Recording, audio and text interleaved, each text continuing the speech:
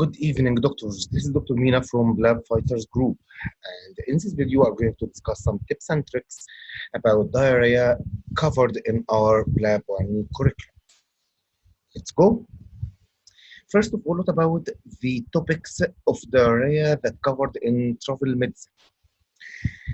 What is the most common cause of traveler diarrhea? The most common cause of traveler diarrhea is enterotoxicogenic E. coli, E. coli, which can result in watery diarrhea that will resolve spontaneously in just a few days. What about the diarrhea that can happen after camping? If the case scenario is describing diarrhea that happen after camping, the most possible cause is Giardia lamblia, what results in giardiasis. Two important topics about diarrhea after recent travel. Diarrhea after recent travel can also be a chronic diarrhea. Chronic diarrhea means that the diarrhea lasts more than a couple of weeks. So, if the diarrhea that happened after recent travel became chronic diarrhea and it is associated with steatorrhea and malabsorption syndrome, your diagnosis is giardiasis caused by Giardia lamblia. But if the diarrhea that happened after recent travel became a chronic diarrhea, lasts more than a couple of weeks, and it is associated with blood per rectum or bleeding per rectum, what we know as hematochezia, your diagnosis will be Campylobacter jejuni infection. Campylobacter jejuni infection is the most common cause or the most common infectious cause of bloody diarrhea overall, not only after recent travel. Next slide, what about the diarrhea and infectious disease? Okay, what is the most common cause of diarrhea in pediatric? What is the most common infection that can result in diarrhea in pediatric? Viral infection, and the most common virus is rotavirus. That's why, as you know, Dr. Rotavirus vaccine is currently one of the vaccination schedule for all kids in UK. Rotavirus vaccine has been invented by an Egyptian doctor, by the way, and he had just passed away a few days ago. Next point is about what is the most common infection that can result in bloody diarrhea. As we have just mentioned, Campylobacter jejuni is the most common microorganism that can result in acute bloody diarrhea. What is the second most common cause of bloody diarrhea? Shigella. Shigella can result in what we know as bacillary dysentery. As you know, dysentery is acute infectious diarrhea associated with blood mucus in the stool. Shigella is a very important microorganism because it can be followed by reactive arthritis, as we will see after a few minutes.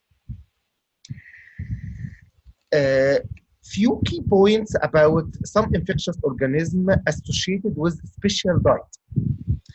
The diarrhea that, first of them is the diarrhea that can happen after eating eggs or chicken, mainly caused by Salmonella typhi. The diarrhea and vomiting that happen just 1 to 6 hours, that is the latency period. If the patient eat eggs, mayonnaise, and after 1 to 6 hours develop diarrhea and recurrent vomiting, the reason is Staphylococcus infection. There is a very important question about that point. Is the bacteria itself resulting in the diarrhea and vomiting, or is the toxin, preformed toxin produced by the bacteria? No, the toxin is involved in the pathogenesis of the vomiting and diarrhea in case of Staph aureus toxin. The same scenario of diarrhea and vomiting that happen 1 to 6 hours after meal, but in that scenario, the meal will involve either reheated rice that has been prepared and kept in the refrigerator. After that, after reheating and eating the rice, the patient develop vomiting and diarrhea. What is that? It's a toxin also, but in this scenario, the toxin produced by bacillary series. a very important topic, pseudomembranous colitis. Once you read in the case scenario that the patient developed diarrhea after recent antibiotic use or recent hospitalization, also can be a keyword in that scenario, your diagnosis is pseudomembranous colitis. What is a microorganism Clostridium difficile? It's a very, very, very high yield topic for PLAB 1 exam, and it has been discussed in details in our extended course.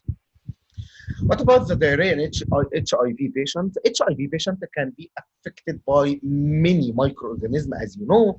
HIV result in decrease in the immunity and urge of opportunistic infection. What about opportunistic infection that affect the GIT?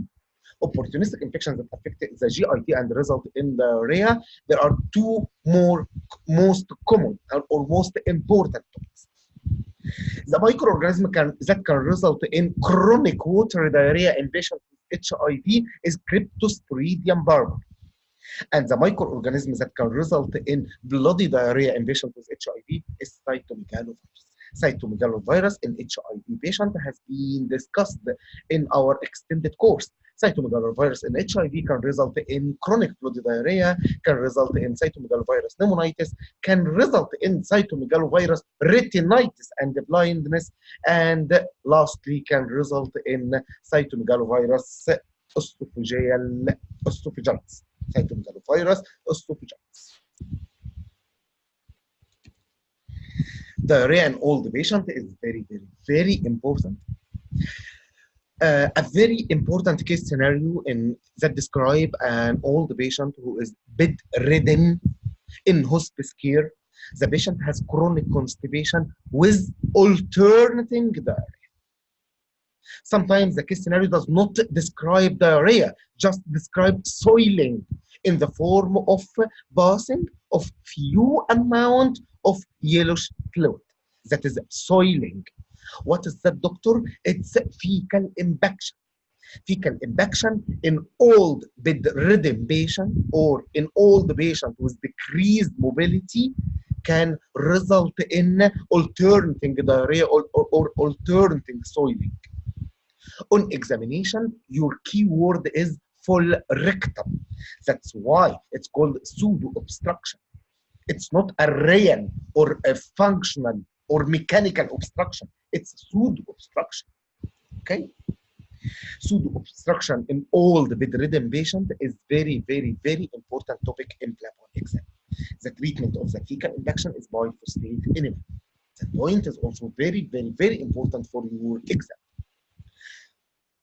Another very important concept for your PLAB 1 and PLAB 2 exam is any old patient with recent change in his bowel habits that cannot be explained by diet. What does that mean, doctor? It means that there is no recent change in the patient diet or activity. Okay? Any recent change in the patient's bowel habits equal colorectal cancer until proven otherwise. Okay? It also can be associated. He may also mention in the case scenario some keywords of recent unexplained or unplanned weight loss and recent unexplained anemia. Okay, it's a very important concept for your PLAB 1 exam. Diarrhea in young patients, or specifically chronic diarrhea in young patients.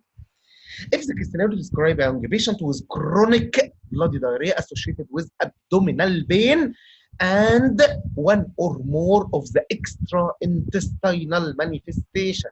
What is that, doctor? It's one of the two important conditions of inflammatory bowel disease, either Crohn's disease or ulcerative colitis. It's a very, very important topics for PLAB 1 exam, have been discussed in details in our extended course. Another very important topic about young, healthy adult whose lifestyle involves a lot of stress. That patient present with alternating diarrhea and constipation, some abdominal pain. Specifically, that pain is relieved by passing stool. What is that, doctors? It's irritable bowel syndrome. Irritable bowel syndrome is a very important topic also for PLAB 1 exam. Next slide, diarrhea and malabsorption syndrome. Please wait for our next video about differential diagnosis of different topics of malabsorption syndrome. Some few topics about many conditions in PLAB 1 curriculum that start with diarrhea and have a different outcome. Let's see. If the scenario describe a recent onset or a recent attack of diarrhea that followed by weakness in the leg, which is ascending up or moving up. What does that mean? The patient start to have weakness in the foot, after that the leg, after that the thigh, which can involve later on the trunk, respiratory muscles, and the upper limb. What is that, doctor? It's a very important topic called Guillain-Barré syndrome. Guillain-Barré syndrome, what we know as ascending paralysis. It's a very important topic for PLAB 1 exam. What about the next topic? A case scenario describe mainly a child. He or she can also be young adult. That child will have an attack of bloody diarrhea, and after few days, the child present with weakness and ecchymosis in the skin. You did the lab test, you find anemia, thrombocytopenia, high creat and blood urea nitrogen or serum urea. What is that, doctor?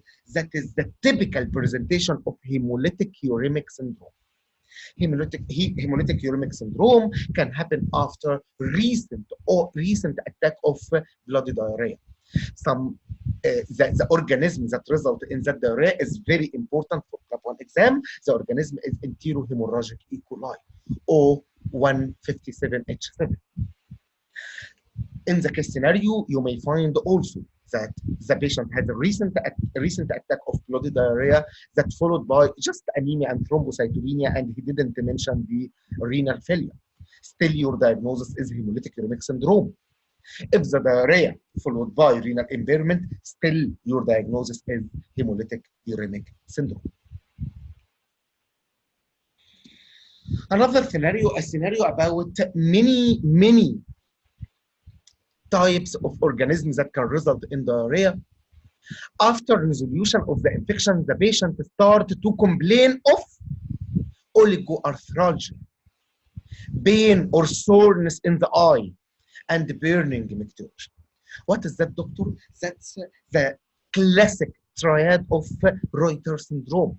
Reuter syndrome or Reiter syndrome, it's a form of reactive arthritis. It's mainly autoimmune process that result in that joint pain. It can happen after infection with SSYCT. SS for Salmonella Shigella, Y for Yersinia, C for Campylobacter jejuni, and the last C for Chlamydia urethritis. So, Reuter syndrome, it's a classic triad of can't see, can't be, can't climb the tree, can see for conjunctivitis or soreness in the eye, can be for urethritis, and can't climb or dysuria, and can't climb the tree for arthralgia, pain and pain in the joints. Reuter syndrome, that form of reactive arthritis, is a very important topic for PLAB 1 exam. The last topic is when the patient has attack of bloody diarrhea that followed by right upper quadrant abdominal pain. What is that, doctor? It's a typical scenario of amoebic colitis that complicated by amoebic liver abscess. Okay, how it could be? The bloody diarrhea is the presentation of amoebic dysentery. Amoebic dysentery can result in bloody diarrhea that contain also some mucus. What about the right upper quadrant abdominal pain? That is the abscess that formed in the liver, amoebic liver abscess. Treatment of both condition by metronidazole, it's a very important topic for exam.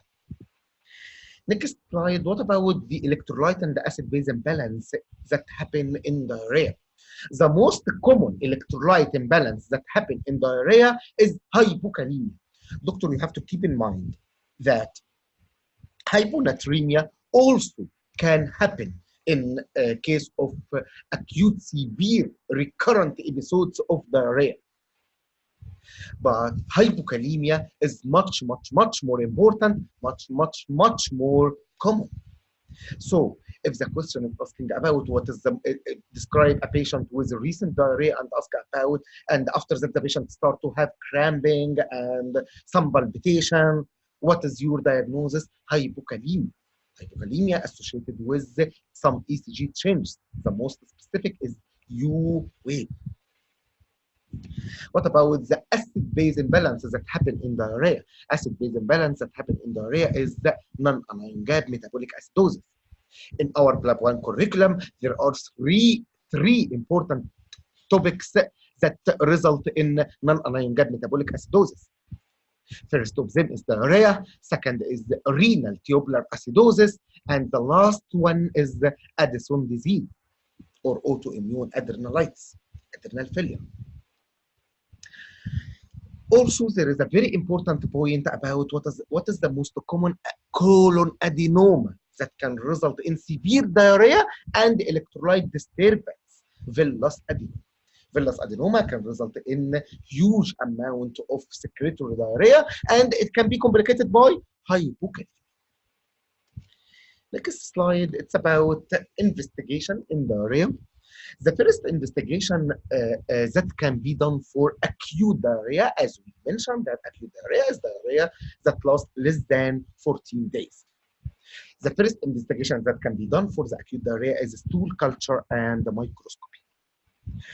But you have to keep in mind that the investigation of choice of pseudomembranous colitis, which also result in acute diarrhea, in that scenario, the investigation of choice will be different, because in case of pseudomembranous colitis caused by Clostridium difficile, the best investigation is the cytotoxic stool assay. Why, doctor? Because we are searching for toxin A, toxin B.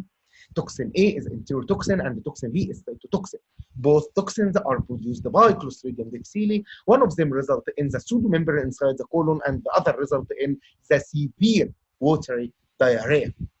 The whole details about pseudomembranous colitis have been discussed in our extended course. Thank you so much, doctor, and I'll see you the next video.